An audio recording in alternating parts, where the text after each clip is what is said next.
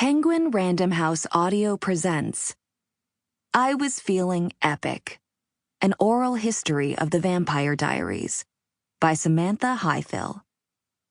Narrated by Louisa, Ashley J. Hobbs, Katie Allsup, Vas Eli, Barton Caplan, Emily Marso, Dominique Salvacion, and a full cast. For my parents, who taught me to appreciate a good story and didn't make me turn off the TV. Author's note. In many ways, I've been writing this book for more than a decade. When I began my internship at Entertainment Weekly, EW, in 2013, one of the first things I did was make every editor aware of the fact that I was utterly obsessed with the Vampire Diaries and would love to help cover it in any way possible. It quickly worked out in my favor when the wonderful Mandy Beerley brought me along to one of her video shoots and introduced me to Ian Somerhalder, a day I still remember vividly. Eventually, I'd take over covering the show entirely, to the point that I got to be on set of the series finale, which will forever be one of the greatest experiences of my professional and, let's be honest, personal life. All of that is to say that I've covered this show for years, so when writing this book, I was able to pull quotes from the reporting I'd done for EW, as well as a podcast I hosted for EW in 2021. But mostly, the quotes are from new interviews I conducted specifically for this book, in person, over Zoom, over the phone, and some via email. Certain quotes have been edited or condensed for clarity. Chapter 1. Twilight for TV. Hey, kid.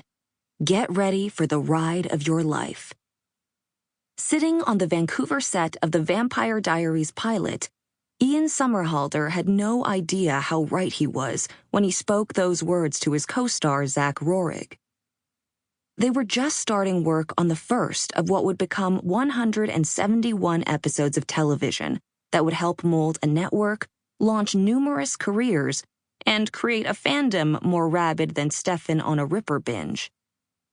The idea started on a beach, of all places.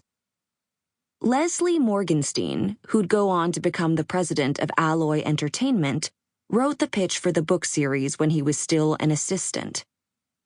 His boss, Elise Howard, had asked him to come up with a YA vampire series as he headed off on vacation. My older sister was reading Interview with the Vampire in a funny vampire voice aloud on the beach, and I was like, "What's the YA version of that?" Morgenstein says. I came back from vacation and I wrote up a pitch, and in fact, many of the characters are named after friends of mine from high school. Damon Salvatore is named after my buddy Damien Salvatore, who's a chef back in DC where I grew up. With the concept in place, L.J. Smith was tapped as the author of the Vampire Diaries book series. But despite Smith's first book being published in 1991, it wasn't until a certain early 2000s vampire craze came about that Alloy, which owned the books, realized that they'd been sitting on the perfect project for an adaptation. And yet, some worried that the vampire trend was on its last leg. With Twilight and True Blood already glamoring audiences, was there room left for another show about sexy bloodsuckers? I thought we would be the nail in the coffin, Vampire Diaries co-creator Kevin Williamson admits. We kept talking about how we would kill the vampire craze. But instead, in the fall of 2009, audiences quickly fell for the story of Elena Gilbert, Nina Dobrev, the high schooler who'd recently lost her parents, and Stefan Salvatore, Paul Wesley, the mysterious vampire who brought her back to life.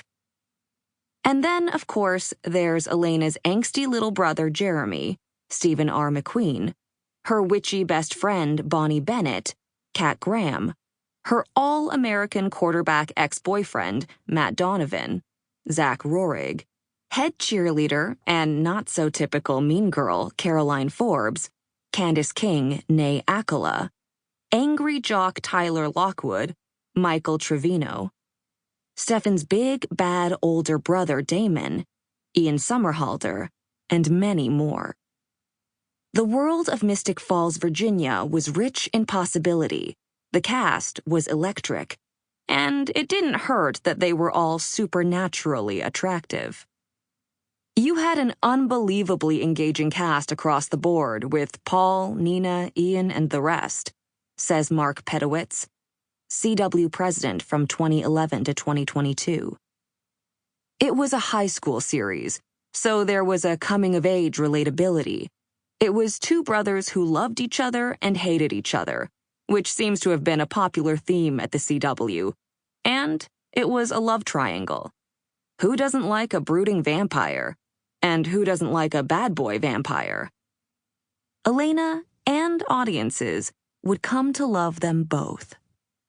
After its premiere on September 10, 2009, The Vampire Diaries delivered the highest-rated pilot in the CW's short history. The network had been created in September 2006. Vampire Diaries was a success right off the bat, but I can tell you that it wouldn't have mattered, says Dawn Ostroff, CW president from 2006 to 2011. We believed in it so strongly that it was going to stay on the air no matter what. And stay on it did, for 8 seasons of romance, shocking twists, and so many doppelgangers. By the end of its impressive run, it had outlived all 5 Twilight films and all 7 seasons of True Blood. And along the way, it had managed to launch an entire universe with not 1, but 2 successful spin-offs in The Originals and Legacies. The reason why Vampire Diaries worked is because co-creators Kevin Williamson and Julie Plec started from a foundation of, here's this series of books. There's a really cool ensemble of characters. Some are human, some are vampires, some are witches. And we're going to treat all of them like multi-dimensional, realistic characters. Series writer and The Originals showrunner Michael Narducci says, when you have realistic characters, you don't know how they're going to behave, so the show is unexpected. There aren't good guys and bad guys.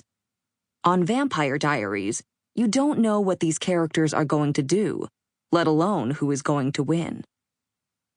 Throughout its long journey, the series never stopped surprising audiences, whether it was by killing a beloved character, creating an unexpected new romantic pairing, a ship, or bringing in a villain who nobody saw coming.